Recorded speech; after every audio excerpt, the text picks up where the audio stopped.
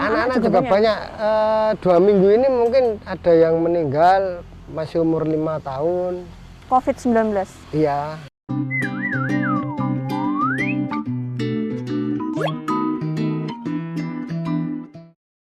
Halo guys, kembali lagi di Receh Berfaedah edisi Leh Uga. Jadi hari ini, saat ini saya bersama Mas Agus. Mas Agus, gimana kabarnya? Alhamdulillah baik. Alhamdulillah baik. Jadi Mas Agus ini merupakan relawan COVID-19 yang ada di Gunung Kidul. Ya. Jadi kali ini kita mau ngomong-ngomong nih, karena memang saat ini situasinya sangat mencekam ya Mas. Iya, menurut saya seperti itu. Ya, tadi kita sempat ngobrol-ngobrol sebentar soalnya, dan banyak banget yang harus kita pahami, terutama di pemahaman terhadap masyarakat terkait edukasi dan komunikasi ya Mas. Iya. Tuh, nah jadi kita hari ini bakal ngomongin tentang relawan COVID-19 di era pandemi yang sangat mencekam ini. Oke, kalau sekarang Mas Agus gimana aktivitasnya selama menjadi relawan di Gunung Kidul ini Mas akhir-akhir ini? Jadi sebetulnya mungkin untuk lebih enaknya kita bercerita tentang awal tahun 2020. Pada saat itu bulan Maret. Jadi bulan Maret ini teman-teman relawan dari berbagai komunitas itu membuat satu posko untuk penanggulangan COVID. Pada saat itu mungkin permasalahan yang kita hadapi adalah ini pengalaman pertama dalam penanggulangan COVID. Belum pernah ada yang dilatih, dan bahasanya ini bahasa baru semua, dekontaminasi, kontaminan. Kita harus belajar. Kemudian juga masih berpikir permasalahan apa saja yang kemudian akan kita hadapi dalam COVID ini. Nah, alhamdulillah pada Maret itu belajar dari media massa dan kabupaten-kabupaten lain di DIY. Permasalahannya pada saat itu adalah penguburan, karena teman-teman yang meninggal COVID ini kemudian harus dimakamkan secara protokoler, artinya pemakamannya harus dengan APD dan lain sebagainya. Pada saat itu juga kepikiran ketika ada orang meninggal di rumah, entah COVID atau tidak, tetapi warga tidak berani memakamkan. Nah, akhirnya posko itu berjalan, saya lupa berapa hari, berapa bulan. Tapi karena sesuatu hal memang posko harus kami tutup gitu. Kemudian pada bulan Mei tahun ini kita ketahui bersama bahwa tren COVID ini mulai naik lagi. Naik level gitu ya Mas? Ya, artinya saya tidak tahu lah antara level atau apa, yang jelas kan kemudian saya tidak bisa berbicara masalah data karena kami memang relawan, kurang bisa mengakses secara real datanya seperti apa, cuman kita kan memantau kondisi di lapangan. Artinya rumah sakit sudah mulai traffic, sibuk sekali, kemudian pemakaman juga sudah mulai naik, tren pemakaman. Kemudian yang paling menarik dan menjadi pemikiran saya adalah orang yang isolasi mandiri dan meninggal di rumah, pertama itu. Kedua, orang yang sakit, orang isolasi mandiri yang sakit di rumah. Nah, 2 titik poin ini yang kemudian ini masalah baru kan. Kalau dulu kan orang tanpa gejala pun sudah di karantina ya, ada isolasi di shelter dan lain sebagainya. Adalah artinya bahwa di situ ada tenaga medis dan lain sebagainya. Ini beda. Orang sakit tapi antigennya positif, tapi dia harus pulang ke rumah untuk isolasi mandiri. Nah, ketika kemudian kondisi si orang ini buruk, misalkan sesak napas, nah kemudian mencari rumah sakit sudah mulai sulit karena rumah sakit katanya penuh, kan seperti itu. Setelah itu krisis oksigen lagi, cari oksigen susah. Nah, ini kan menjadi sebuah masalah baru. Jadi memang gimana ya Mas, kayak orang yang sakit bukan karena COVID aja susah untuk mencari rumah sakit, apalagi yang kena COVID itu ibaratnya kayak kemarin Vivit sih baca-baca berita Mas tentang di Narasi yang Mbak Najwa itu. Kalau misalnya di rumah sakit pun dokter harus memilih pasien COVID untuk bisa menyelamatkan mana dulu yang paling bisa diselamatkan dengan prioritas tinggi. Itu kayak gimana Mas? Ya itu kalau di dalamnya rumah sakit seperti apa saya memang kurang paham ya. Cuman secara di lapangan saya lupa beberapa hari yang lalu bahwa ada orang yang menderita luka bakar sekitar 60% yang akhirnya beliau meninggal juga karena terlalu banyak infeksinya. Ini ada relawan yang mengantarkan untuk mencari rumah sakit itu sampai 8 rumah sakit. Itu tidak ada yang mau bisa menerima. Karena memang ya itu tadi rumah sakit penuh. Gitu loh. Ya ini saya ngomong di lapangan ya, kalau seperti apa di dalamnya saya saya tidak bisa bicara. Kondisinya memang seperti itu. Minggu ini mungkin 3 hari yang lalu di Gunung Kidul itu teman relawan itu sama. Jadi orang yang meninggal antrian, jadi pada saat mengantar pasien ke rumah sakit ini meninggal di jalan itu ada 2. Itu dalam 1 hari ini yang saya tahu, yang saya tidak tahu yang 1 hari mungkin ada barusan ini tadi Mas. 3 hari yang lalu lah kalau. Kemudian tadi malam itu ada 1 desa, teman-teman relawan di sana itu harus di sana itu mengabarkan harus melakukan pemakaman 1 kali dan ada orang isoman meninggal 1. Pagi ini lagi sama juga harus pemakaman 1 lagi. Jadi dalam 12 jam itu 2 meninggal di rumah sakit dan harus dikuburkan, 2 meninggal di rumah. Nah ini seperti itu.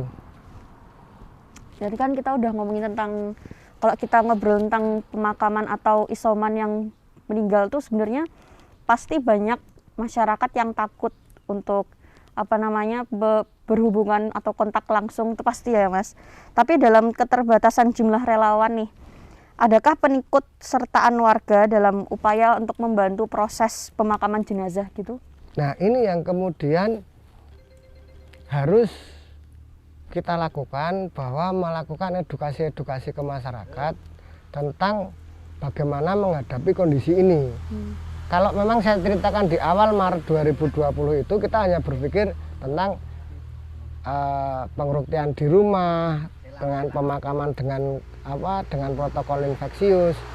Nah, tapi sekarang edukasi kita harus lebih menyebar itu loh, karena bagaimana ketika tetangga kita sakit, bagaimana ya ini PR-nya banyak. Memang itu kenapa kemudian teman-teman mencoba untuk memperkuat relawan-relawan di level kecamatan, karena kalau berbicara di level desa itu sudah sangat sulit. Gunung Kidul itu ada 144 desa dan di 1 desa belum tentu ada relawannya. Makanya saya dan teman-teman ini mencoba untuk memperkuat di level kecamatan dengan harapan bisa sharing. Misalkan 1 kecamatan ada 7 desa, yang 2 desa ada relawan, yang lain tidak ada. Nah ini tetap bisa menjalankan tugas di desa yang lain. Nah, yang dilakukan teman-teman ya sama, kita adakan edukasi bagaimana menggunakan APD yang benar, bagaimana kemudian melakukan proses dekontaminasi secara minimal. Yang kita lakukan ini. Berarti memang yang lagi terutama untuk dilakukan di Gunung Kidul ini edukasi yang bisa menyebar luas ya terkait dengan penggunaan APD, kemudian hal-hal yang berkaitan dengan COVID-19 ini, dan untuk mengubah stigma masyarakat biar nggak takut. Nah itu gimana Mas tantangannya dari relawan untuk mengubah itu? Saya begini, artinya bahwa kalau untuk masyarakat luas, saya belum bisa ngomong banyak ya, karena memang ada hal-hal yang secara prioritas harus kita lakukan. Kita pendekatan awal ini lebih ke teman-teman relawan dulu. Nah sebetulnya untuk teman-teman relawan ini ya sama, masih ada yang masih bingung tentang COVID, sudah ada yang sedikit paham. Nah kemudian kita lebih mendorong untuk teman-teman yang memang berani dalam penanganan COVID ini untuk bagaimana proses protokol pelaksanaan penanggulangan terhadap COVID ini dilakukan dengan baik. Okay. Terus kalau misalnya berbicara tentang kan Mas sendiri kan sebagai relawan ini pasti akan sering bergerak di bidang COVID-19 ini. Nah, gimana sih cara Mas Agus sendiri untuk menjaga diri di tengah keluarga inti? Ya sama, menjalankan protokol kesehatan, intinya cuman itu. Itu. Kita harus tertib lah, intinya kan itu. Kalau di teman-teman pos dukungan di Gunung Kidul ini, ya alhamdulillah sejak Maret itu kita sampai saat ini, dan semoga tentu kita masih tetap alhamdulillah semua sehat intinya itu. Alhamdulillah. Tapi ya tidak tahu ke depan seperti apa, karena memang kondisinya semakin sulit gitu loh. Kondisinya benar-benar semakin sulit. Itu bisa diceritakan nggak Mas, apa sih yang peristiwa apa yang paling mencekam ketika menjadi relawan di tengah COVID-19 ini? Kesulitan apa, hambatan-hambatan apa? Sebetulnya juga kalau hambatan-hambatan di lapangan, saya katakan mungkin alhamdulillah masih kita bisa handle dengan istilahnya masih kita bisa handle. Sebenarnya kesulitan kita lebih pada komunikasi dan koordinasi di lintas sektor. Sebenarnya di situ. Kalau di lapangan alhamdulillah masih bisa ini. Memang kenapa Mas di komunikasi dan lintas sektor itu? Iya, namanya bencana itu kan kemudian menjadi tanggung jawab bersama. Bencana itu memang harus diselesaikan bersama. Makanya di Bapak Doni Multado itu kan ada namanya pentahelik penanggulangan bencana, itu kan dari masyarakat, dari pemerintah, dari dunia usaha, dari media massa, dari akademisi. Nah ini kan memang harus bekerja bersama, gitu loh. Nah kalau kemudian, nah ini kan harus ada komunikasi dan koordinasi yang baik, gitu loh. Nah ketika tidak ada koordinasi dan komunikasi yang baik, ya akan menjadi susah. Gitu. Ibaratnya orang bikin rumah itu kan antara yang bikin desain, antara yang pasang batu. Nah ini kan memang harus ada koordinasi yang baik. Kalau tidak ada ya waton jalan semuanya, ya rumahnya jadi unik nanti. Unik tuh kayak gimana Mas? Ya abstrak gitu ya Mas? Nah, kita nggak tahu itu. Okay. Ini kan di situ. Terus apa saja Mas dukungan dari para relawan COVID-19 ini berikan bagi masyarakat luas? Dukungan untuk masyarakat luas biar untuk selalu menaati prokes. Terus setelah itu, selain dengan sosialisasi itu, apakah ada hal lain? Ya itu artinya bahwa relawan ini kan sifatnya membantu dalam penanganan COVID. Jadi teman-teman relawan ini bagaimana semaksimal mungkin bagaimana untuk bisa mengisi ruang-ruang kosong yang kemudian belum tertangani. Yaitu kalau awal dulu istilahnya ada orang meninggal di rumah, kebetulan waktu itu pertama kali di Gunung Kidul itu di Kecamatan Playen, saya lupa nama desanya. Waktu itu ada orang meninggal malam hari, kemudian tidak ada yang berani ngerukti. Nah akhirnya teman-teman relawan yang ngerukti. Nah kemudian ada orang sakit di rumah, tetangganya tidak ada yang berani mengantar ya kita. Jadi dinamis memang itu. Programnya memang dinamis, artinya satu hal yang kemudian menjadi patokan kami adalah itu, mengisi ruang-ruang kosong yang bisa kita isi. Kalau yang selama ini paling sulit dilakukan untuk para relawan itu kira-kira apa Mas? Berdasarkan pengalaman Mas Agus sendiri nih, yang benar-benar kondisinya sulit dan mencekam, itu seperti apa Mas? Kalau sulit dan mencekam tidak ada. Nggak ada ya Mas? Karena semuanya memang sulit ya Mas? Iya. Cuman masalah kita kendala yang jelas, kalau berbicara tentang kendala itu di komunikasi dan koordinasi dengan lintas sektoral di Oke. Untuk penguatan lintas sektor ini apakah juga koordinasi dengan organisasi, komunitas begitu?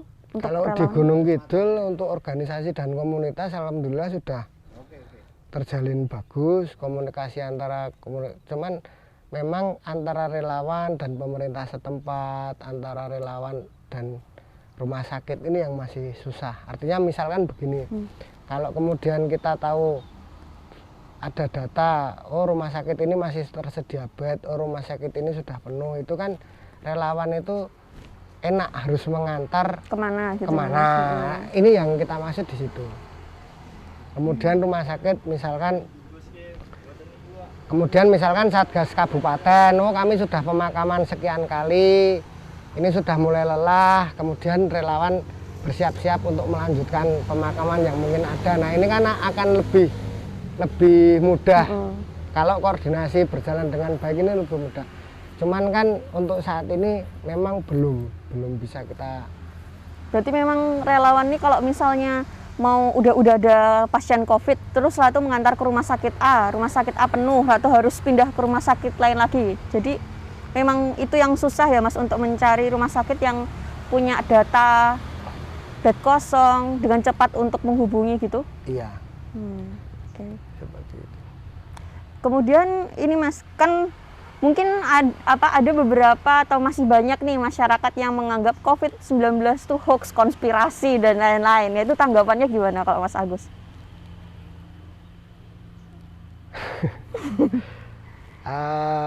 Saya sering ditanya teman-teman masalah itu. Saya bisa ngomong bahwa kalau saya percaya, karena COVID ini tidak hanya di Indonesia, COVID ini menjadi masalah internasional.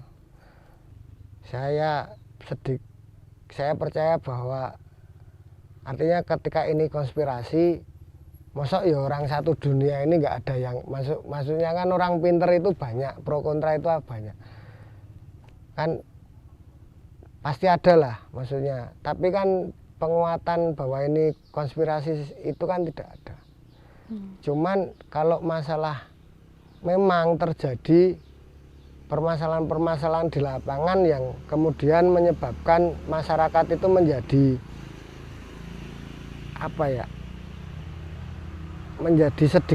menjadi hilang kepercayaan karena memang penanganan yang aneh.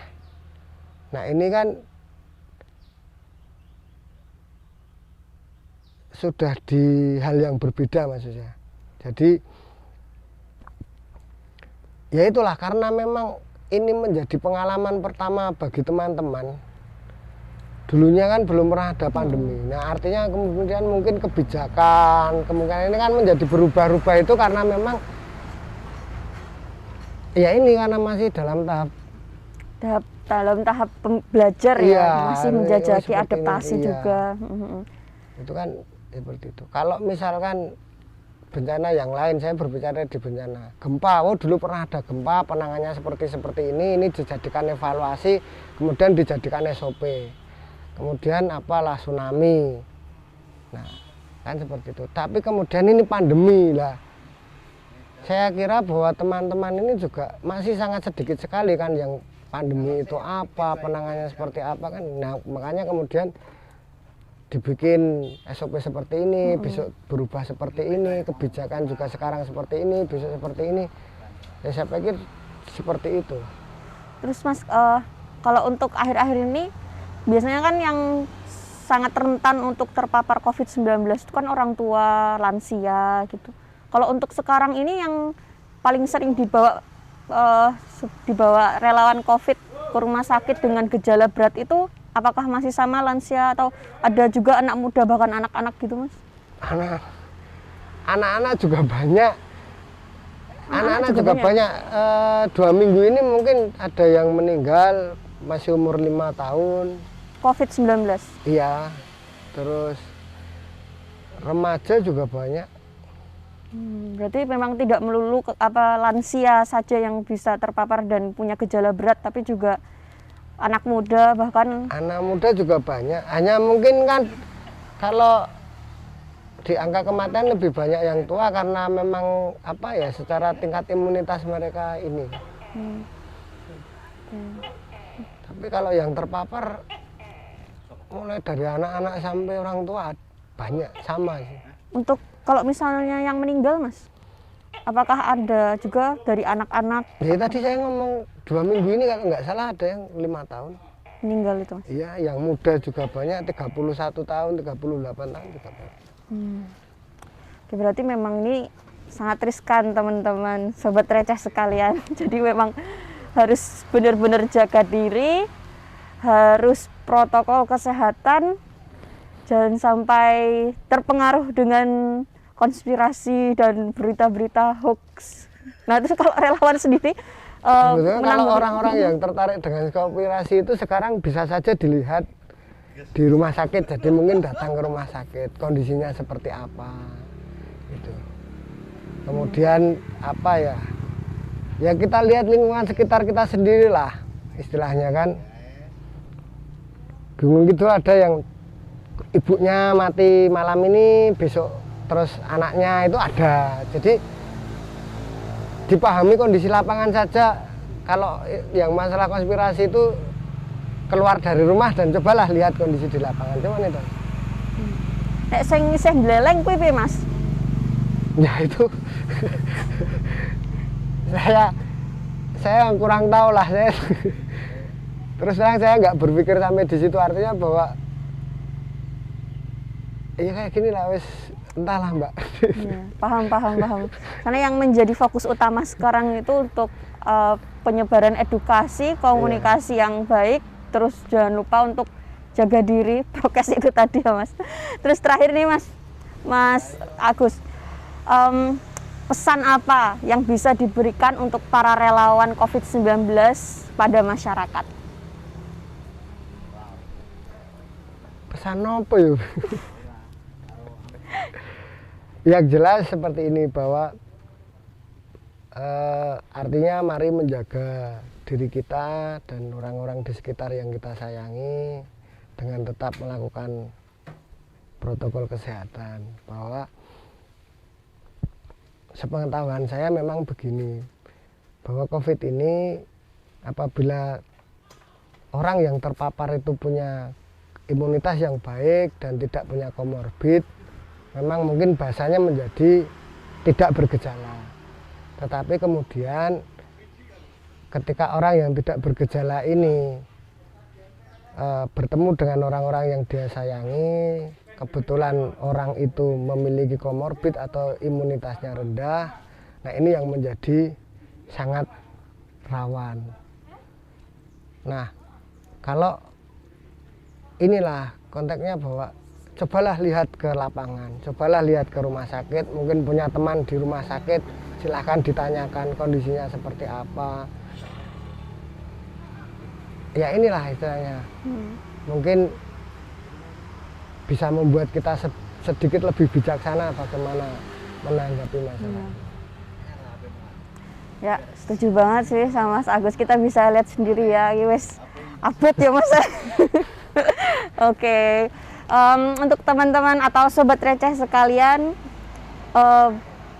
akan sangat baik kalau misalnya kita bisa berbijaksana dan terus menetapkan prokes yang baik, karena kita sudah melihat para pahlawan kita, relawan-relawan, dokter, dan segala pihak lapisan masyarakat yang turut andil berada di garda depan ini sedang berjuang sama-sama. Kita bantu, kita semangati semua teman-teman yang sedang berjuang. Jangan nunggu giliran, tetap di rumah aja, dan sampai jumpa. Kini